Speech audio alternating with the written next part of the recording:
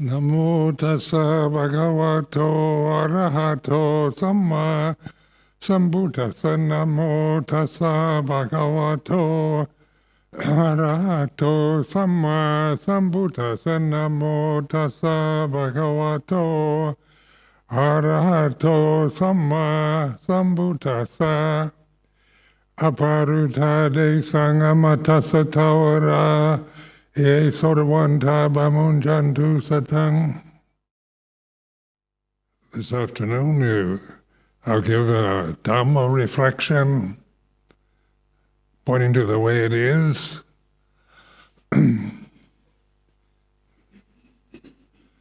Rather than how life should be. And in our lives all of us know how life should be, about how a man should be, a woman should be, a government should be. So that's no problem for any of us. We're full of ideas about how life should be.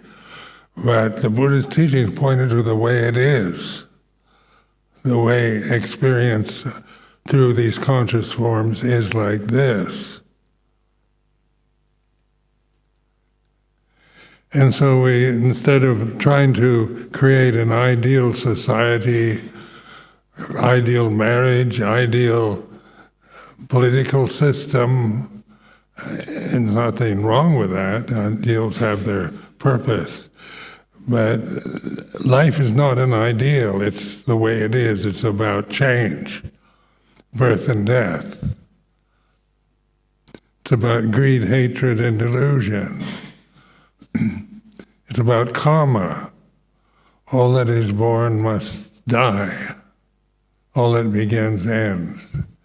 So these constant reflections were going against the conditioning of modern life, materialism, modern education, modern science, psychiatry, and all the rest, because they're based on the idea of progress and trying to create ideal systems where we don't suffer.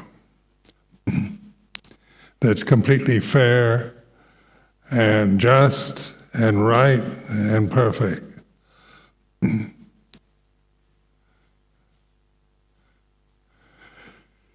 So listening to the news of the day, you realize how, ideals are beautiful in themselves, but they're imagined. They're images that we create in the mind. So reflecting on the way it is doesn't require imagining anymore. It doesn't require thinking, but just trusting, be the Puto, the witness to the way it is. As you experience life with your individual form and karmic inheritance.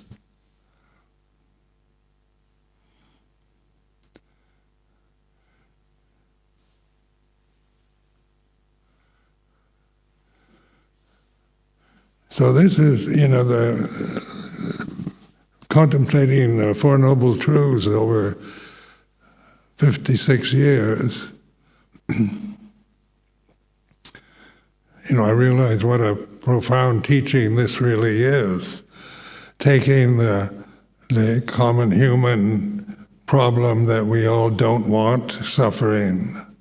And we want happiness, we want to be happy, we want to feel safe, secure, stable, loved, appreciated, and we're afraid of the opposites, of instability, of loss, of being rejected or looked down on. So as a personality, as an ego, when I identify myself with the physical form, this human body sitting here talking to you, when I identify with it, then then I'm operating from a conditioned perspective, very limited, conditioned by so many views and opinions, so many memories. When you've been living this long, you have many memories to live with. You have certain emotional habits that arise in situations. You watch your body getting old and not operating very well anymore. And if you take that personally, then it's suffering. Like old age, if you identify with an aging body, it's suffering. Because old age is not a particularly ideal in our mind. We'd like to discover immortality, where our bodies stay young and beautiful forever. That would be the dream. But when we awaken to Dhamma the way it is, then we're aware that all these bodies get old and die. That's the way it begins. It's karma. What is born, gets old and dies is the law of karma. Cause and effect. If there's no birth, then there's no death. But out of ignorance, we identify with birth, with the forms that with the physical form, with the states of mind, with the karmic habits we've developed in a lifetime like this. We identify with them, and then in old age, they get more ingrained, and you feel, very kind of uncertain about the future. Will you still need me? Will you still feed me when I'm 89? So I don't worry about that.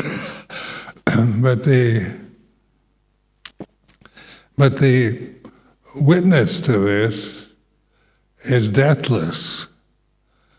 That's what doesn't die. That's not karmic. It's not a condition. So that witness, as Ajahn Chah would use the mantra Buddho, Buddha, Thai pronunciation of Buddha is Buddha. Translated as the knowing, because we know we're conscious at this moment. That's a fact. One thing we can be sure is that we're conscious.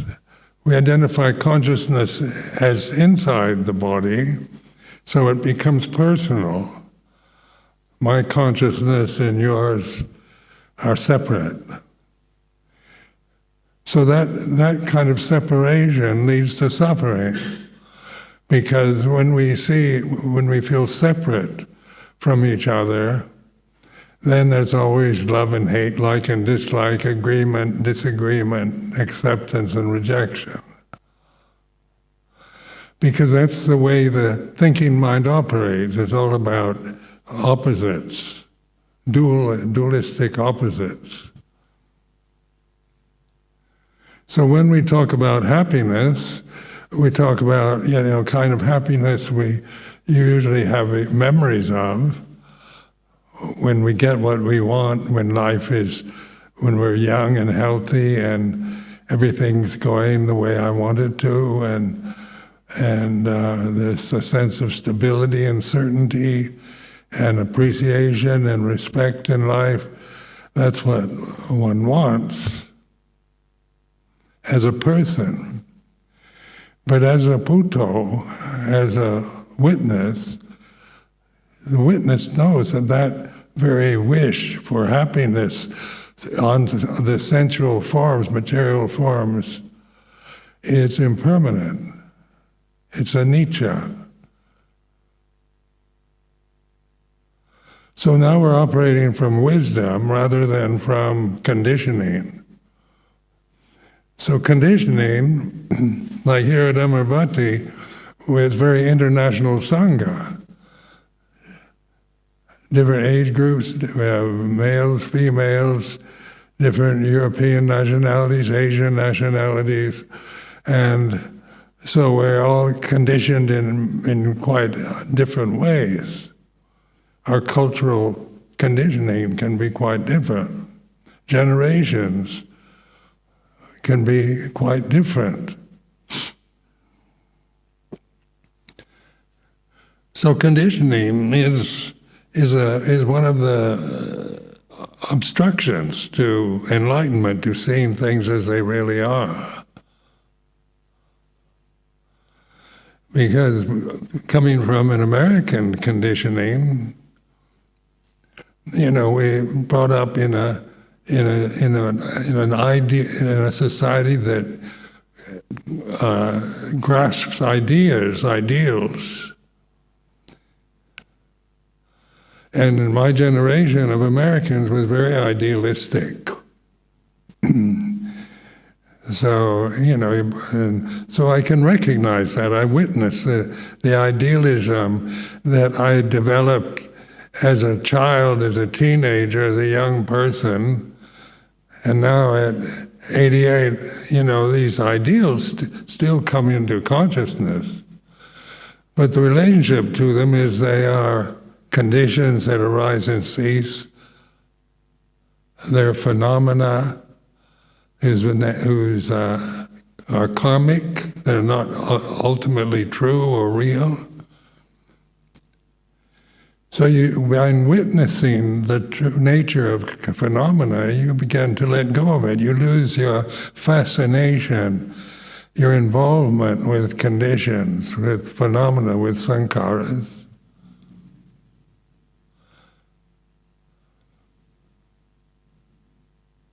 The ego, or sakkaditthi, is, the very first fetter, the fetter that blinds us to the path.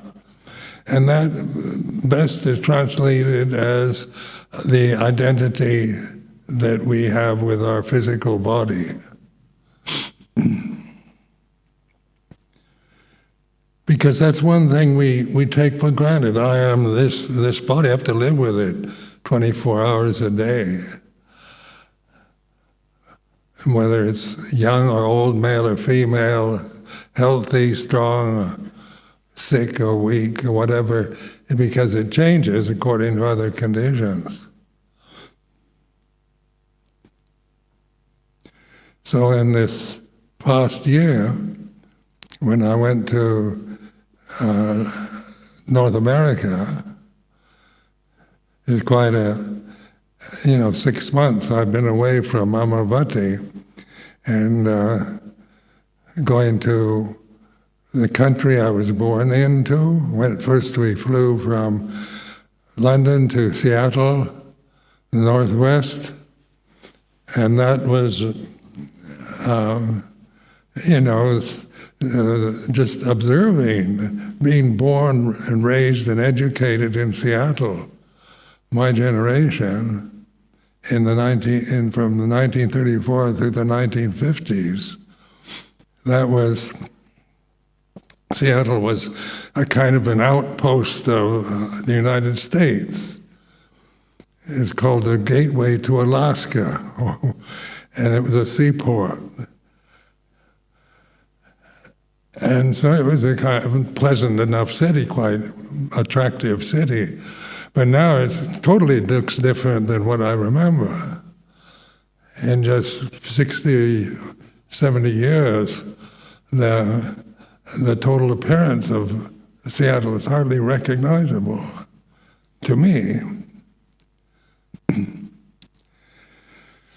So in terms of being an old man thinking about, well, it's not like it used to be, because this is what old men, old women do. The good old days. And I remember ordaining as a monk with Luang Por Chah. We didn't have iPhones or iPads or anything like that. It was tough. This is what old monks talk about. So when I go to Thailand, I can grumble with the other old monks about the modern generation. But the difference is that you're aware of it. It's just part of the game of your life that you're experiencing. without grasping it, without taking it seriously, not living by it and creating moods of resentment or just being critical and obstructive as an old person.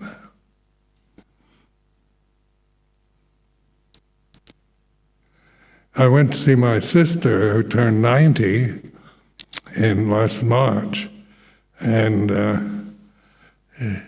she was in a special care home for people losing their memories for dementia.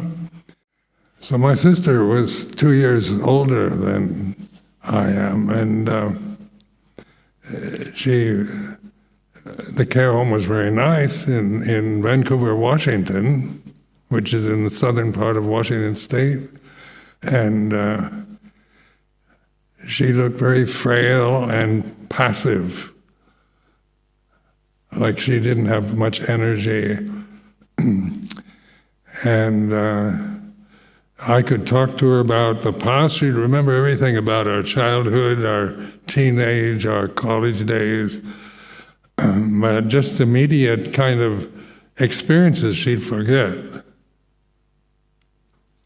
So when I brought her an art book from the National Museum in London about Raphael's paintings, my sister is an artist, and Raphael paints beautiful Madonna portraits.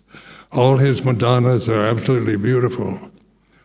And so that my sister looked through the book and with great attention on the beautiful artwork, and she's a devout Christian, and then she put it aside, and later on she forgot who gave her the book.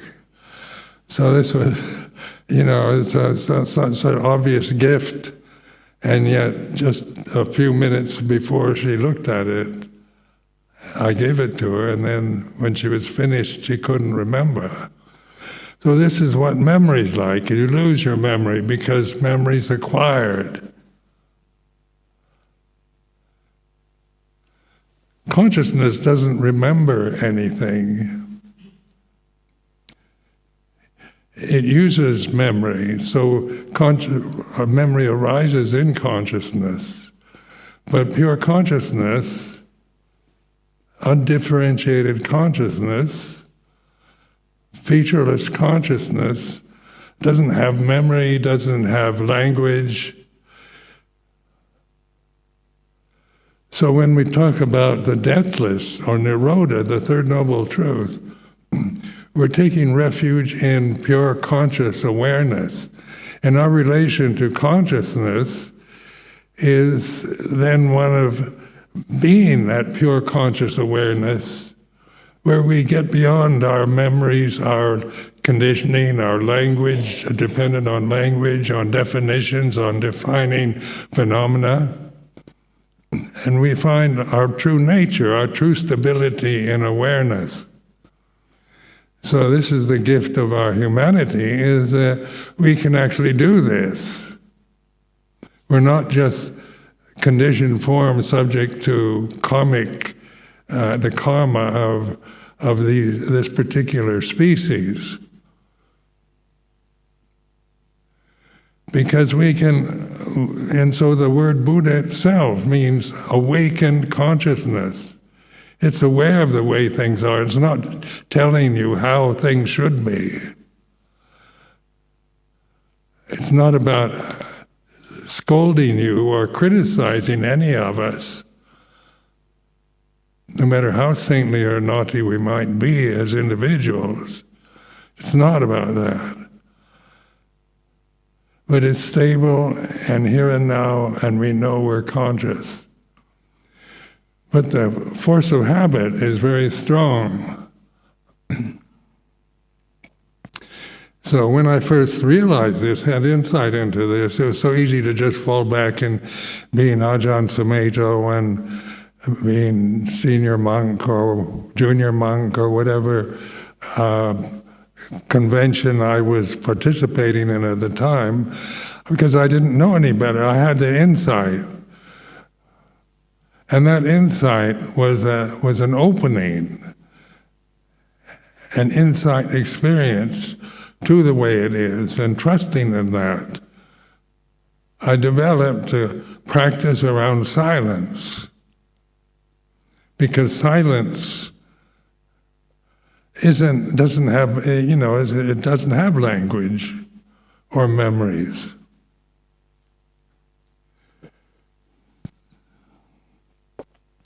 So I began to notice what I call the sound of silence.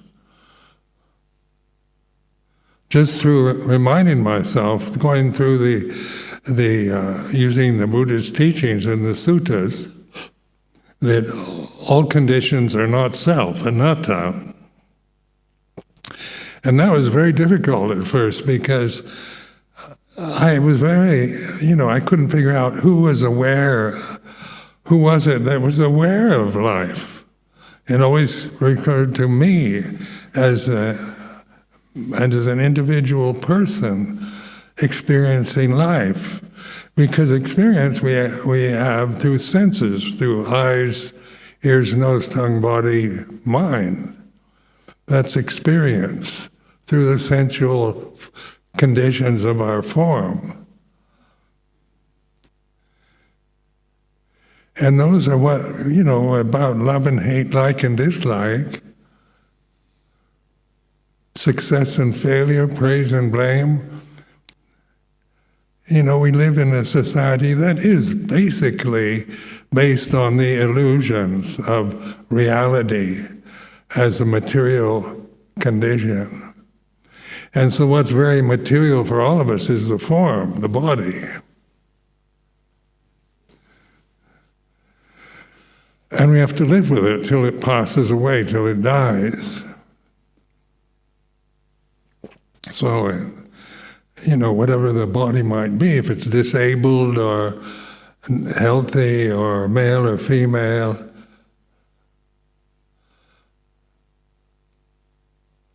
whatever our karmic conditioning might present to us. All the problems around gender that manifest at this time are imagined problems, identity with sexual orientation or gender orientation. But is any of that really what anyone is? We choose maybe our identities, or our karma forces us to identify in certain ways with life or experience that we have as individuals. But what we really are, this is what we're here for, here at Amaravati, is to realize ultimate reality, absolute reality.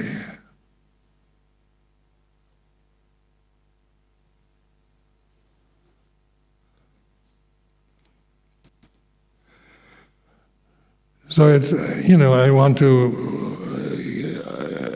give the information of what you really are, rather than tell you what I believe you are, think you are as an individual person. Because that, when we identify with silence, with pure conscious awareness, then there's the differences in forms and karmic connections no longer seem terribly important. We don't create endless problems about individual karma or appearance or race or gender or nationality or political preference. But when we don't know that, then we take sides, we have preferences, we have wars, arguments, conflicts, because on the condition level we're all different. We can't always agree on the same things. What we call good taste, or other people consider poor taste, or what I particularly like, what I prefer. Am I going to impose that on all of you because I feel right that my taste is better than yours?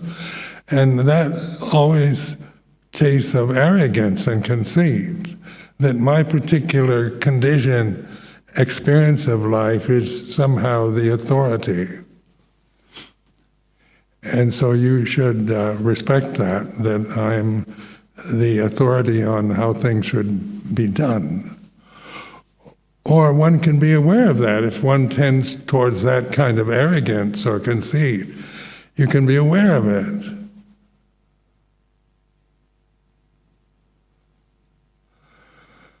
So being abbot of a monastery, being senior monk, being an Ajahn, being a teacher, being put into these prominent positions. Now, if we take that personally, then we find it very difficult, because some people agree with me on issues and other people don't agree, or some like me, some don't like me, and on like that. Then if you take everything personally, then it's an endless crisis or problem. Life becomes just difficult, because being head of a monastery, being a senior monk, is like this. People look at you in a different way than when you're junior monk or junior nun. And that's just the way things are. The sense of senior and junior are illusions, images that we create. They're conventions only. So like our Vinaya, we had the Patimokkha this morning, chanted 227 precepts. That's the convention we use in this particular tradition. So the Thai forest tradition, Theravada Buddhism, is a tradition. It's not absolute reality. Vinaya is a convention that the Buddha encouraged to diminish the endless problems that communities of monks or nuns create on personal levels. So we all agree to live by these precepts in terms of action and speech, but in terms of emotion, mental conditioning, idealism, and so forth, we're all quite different. But the practice, the bhatipata, bhavana, is seen through these illusions. It doesn't mean we have to get rid of the forms or the ideals or the conventions, but it's learning to use conventions for awareness that makes life much more easy to live in a community where we all agree on just how we act with our bodies and speak with our mouths.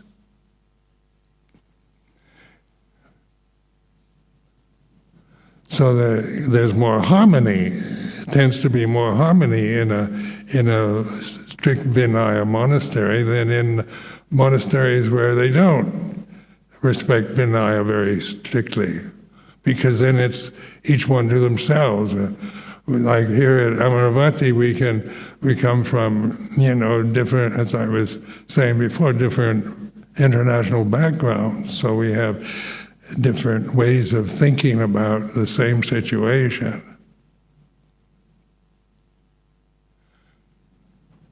But Vinaya is a guide and a helpful tool rather than an end in itself. Because it's only conventional, it's not ultimate reality. And what we call ultimate reality is Dhamma. We take refuge in ultimate reality.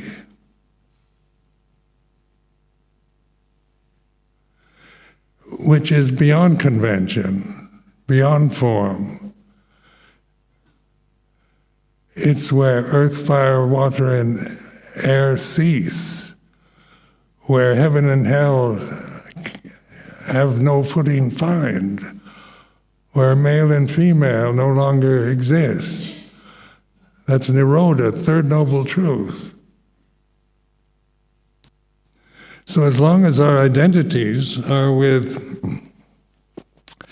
me trying to meditate to get enlightened, because that's how I started out, because that's all I knew when I first entered the Sangha, was I wanted to get rid of suffering.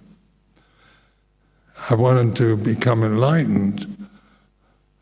So I worked very hard as a dedicated monk, keeping the Vinaya strictly according to the tradition at Wat Pah Pong. But then reflecting on the results of me trying to get samadhi, me as a person, a dedicated, good intention man trying to get all the right things, to speak always properly and to act properly with the body, and to live by this tradition and get the appreciation and respect that comes from such behavior. As a person, one liked it very much.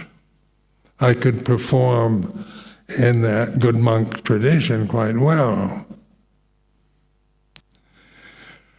But then as I developed more trust in awareness and silence, I began to see if with all my good intentions, hard work, efforts, dedication to meditation practices, I still managed to experience a lot of suffering. I liked being a hermit, where I could go off and not experience the conflicts that arose with other human beings. But Luang Por Chah, every time I tried to go off and to find the hermitage that I longed for, he'd bring me back into the midst of the Sangha. I thought, why is he doing that? Why doesn't he so I can get my samadhi together, I need a better, it's too busy at Wat Pah Pong. It's become famous, and there's so many people coming and going, so many monks.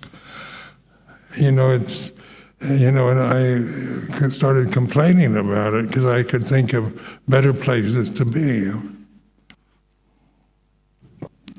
But then reflecting on the complaining mind,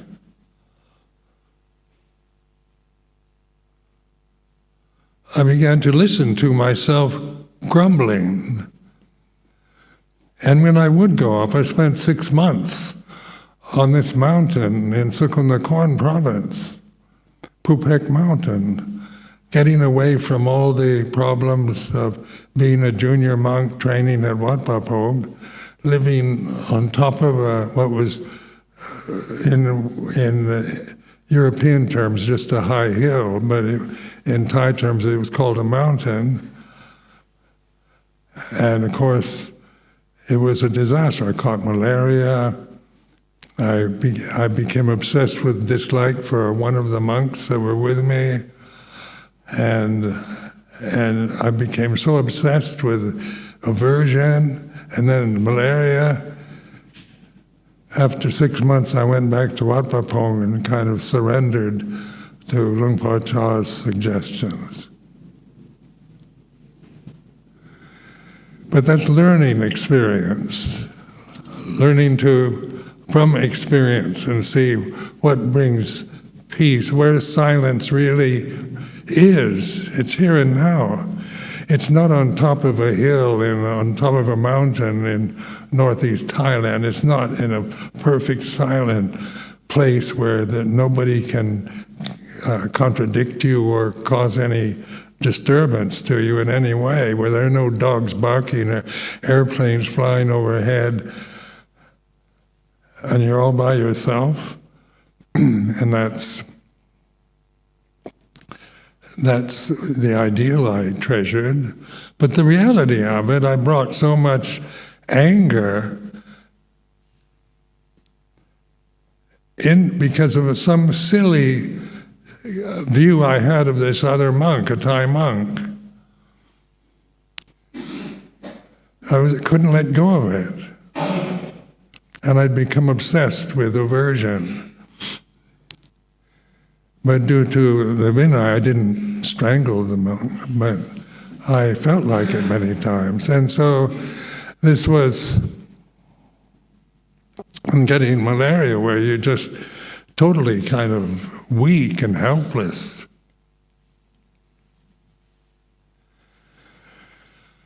So the ideal place, the hermitage where everything's perfect, is an imagination. We can imagine a perfect place right now and sitting here in Amaravati. But Amaravati's like this at this time. And so we began to just relax with it, with life as we experience it, rather than trying to manipulate conditions for our own personal benefit, following our own conceits and arrogance or ideals that we cherish. So Rinpoche was always emphasizing monastery, if they teach Dhamma and respect Vinaya, then that's the perfect place to live.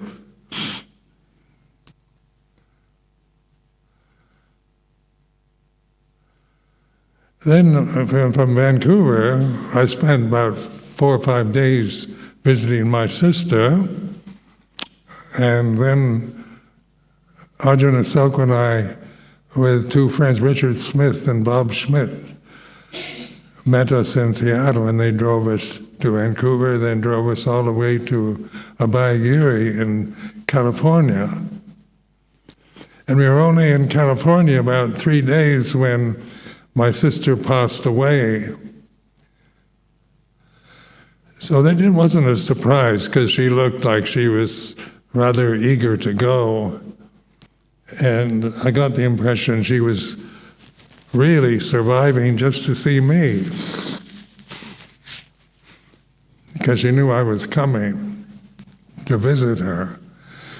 So Bob and Richard kindly drove us back to Vancouver for the funeral. And then on the way back from the funeral to Abhayagiri, all of us got COVID. So when I arrived at Abhayagiri, I had to be quarantined for 10 days. So that's the way life is. COVID is like this. People ask me, was it that bad? It wasn't. It's like a flu or just an annoying chest problem. But for me, it was not a totally unpleasant experience. Ajahn Pasano, Ajahn Yaniko arranged for us to stay in a very nice house, quite separate from the monastery, and so nice weather and good company. But then we flew from San Francisco to visit Ajahn Viradamo in Canada, Tisarana. And Ajahn V arranged for a tourist trip to Newfoundland, the most remote part of Canada, or one of the most remote parts, an island off the coast of Nova Scotia. So we all went to Newfoundland, and there it was 10 days of just sightseeing and pleasant experiences, quite beautiful island, a place I never ever thought I'd ever visit. And then we flew from Halifax in Nova Scotia to Boston, where Ajahn Janto met us and spent the remaining 3 months. We entered second Pansa at Jedwana. So on the whole, there's pleasant memories now of Newfoundland and Tisarana and Jethawana and Abhayagiri and seeing my sister. memories, not so pleasant, of COVID, but they're memories right now. And to emphasize, memories are empty phenomena. You know, they come and go, like the rain here in England. It starts raining, then it stops. Memories come according to conditions and then fly away. Where did they go? During the time in Newfoundland, I heard the news that George Sharp passed away here in England, in London. And he's been a very good friend for over 40 years. And he was the person that really invited Luang Por Chah and myself to come to England. So all these monasteries in Europe that connected to us are, really the result of George Sharp's insight into wanting to establish a proper Thai forest monastery in the UK. He had that main objective in his mind was to, his teacher was a man called Kapilawada. He was an English person who ordained sometimes and disrobed, but he established the English Sangha Trust in 1956. And the purpose of that trust is to establish dwellings in the United Kingdom for Theravadan monks to come and live. And so the English Sangha Trust was established to establish a Sangha, not just meditation teachers or Buddhist missionaries or independent monks, but to establish Sangha, where you have a community that carries on the tradition in an intelligent and wise way, and whose purpose is to realize Nibbana, the end of suffering, where earth, fire, water, and air cease. So in consciousness, earth, fire, water, and air cease. It's called Nirodha, or the third noble truth, the cessation of suffering.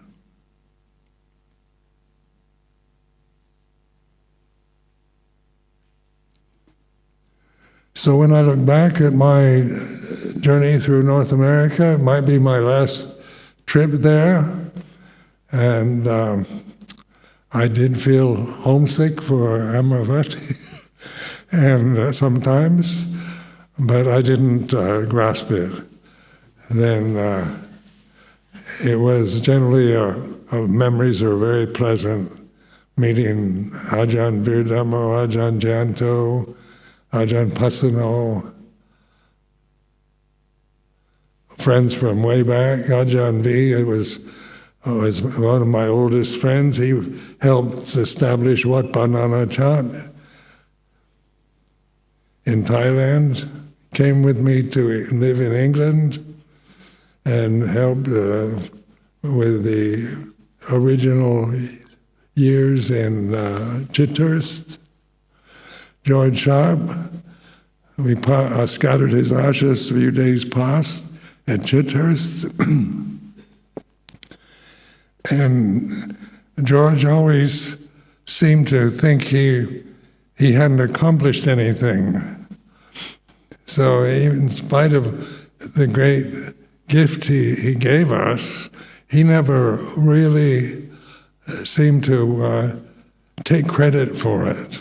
It seemed to always surprise him that it's developed to this extent here in Europe and the UK. He was, when I met him, he was well informed about he'd read the scriptures, the suttas.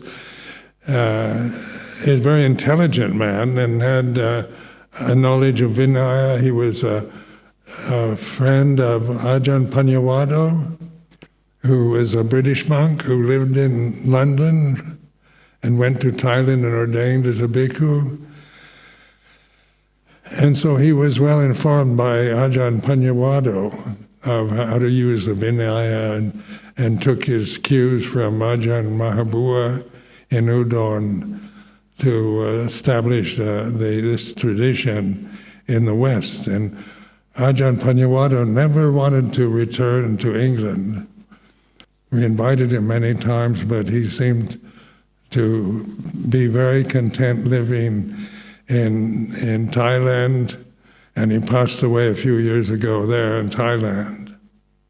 So his portrait's over there on the wall, had a portrait painted of him to remember Ajahn Panyawado, who was one of the elder Western Buddhist monks who encouraged the establishment of this tradition here in the UK.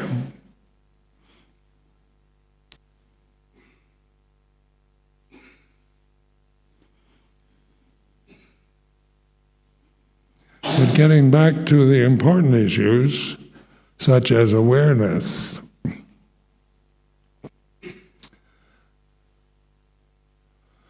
that's what we call the gate to the deathless.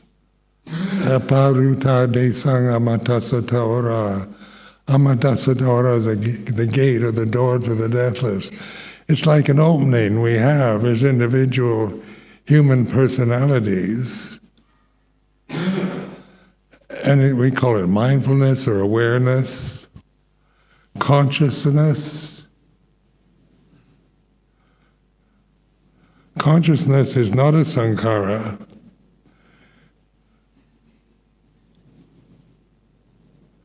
Consciousness through the senses is a sankhara. So in the 5 khandhas,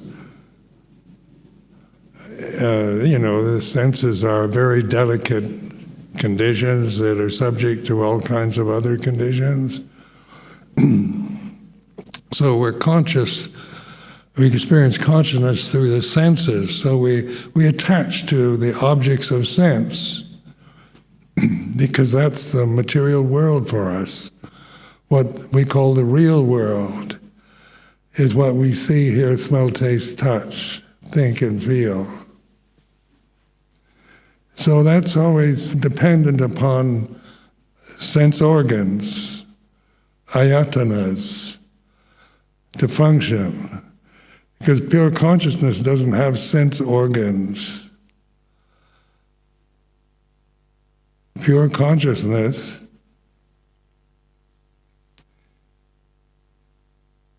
is featureless, endless, has no beginning or end. It's here and now. And it's what we all truly are.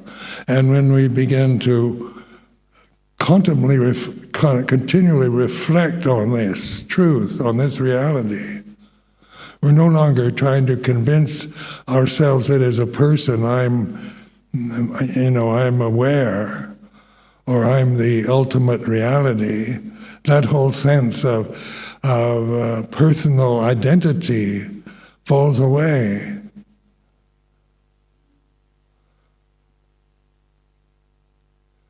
So there's no person that's enlightened. To let go of the personality is the way to enlightenment. To realize your true identity is awareness, is through awareness. The Four Noble Truths are, a really excellent, very succinct, very direct teaching the Buddha offered after his enlightenment, which still is very appropriate to all our unique conditions, karmic conditions that we identify with, because we begin to see through them. No longer are we the limited forms, the bodies, the habits, the emotions, the memories, that when we don't know this, when we're just conditioned to operate from the ego, from conventions, from thinking, then we're always limited to to the forms that we attach to. So that's what suffering is, being attached to the forms. And the formless, you can't attach to it. You can't attach to consciousness because you are that. It's like trying to see your own eyes. You can't do it. So consciousness is pure, deathless. It's freedom from desire, freedom from suffering, and it's what we all really are.